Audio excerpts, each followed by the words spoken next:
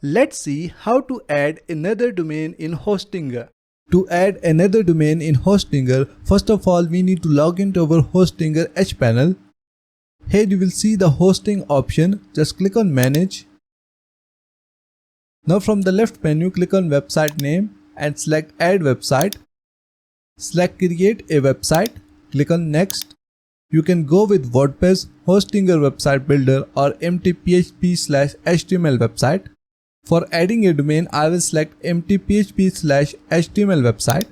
Now we need to add our domain name here. My domain is already added to Hostinger, so I am going to use my subdomain. So we are going to type our domain name here, and once it available, just select it and then click on next. And in this way our domain will be added to Hostinger hosting. And here on my hosting list you can see that I have 7 websites. This is because I have hosted multiple websites on one web hosting. Once your domain is added, now from the left menu click on websites. And here you will see your domain that you have just added. So that's it for today. Thanks for watching. Please like and subscribe.